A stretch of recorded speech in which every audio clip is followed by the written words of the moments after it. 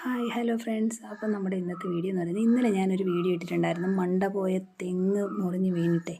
അപ്പം അതിനകത്ത് 2 മൂങ്ങയുടെ കുഞ്ഞിരുന്ന് അത് അന്ന് എണീറ്റ് പോയോ ഇല്ലേന്ന് നമുക്കൊന്ന് നോക്കട്ടെ.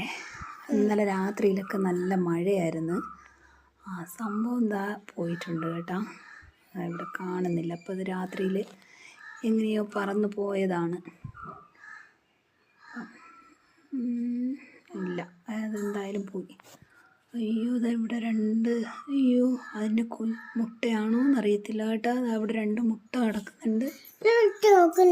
അയ്യോ, ഇത് മൂങ്ങയുടെ മുട്ടയാണോ അതോ ഇനി വേറെ എന്തെങ്കിലും ആണോ എന്നറിയത്തില്ല. ഇന്നലെ സംഭവം ഇത് കണ്ടതുമില്ല, ഇനി ശ്രദ്ധിക്കാണ്ട് പോയതാണോ എന്നറിയത്തില്ലേ. അതൊക്കെ എന്തായാലും നോക്കാം. കൈ കൊണ്ട് എടുത്ത് നോക്കാനായിട്ട് പേടിയാണ്, അതാ കമ്പ് കൊണ്ട് തൊട്ട് നോക്കുന്നത്.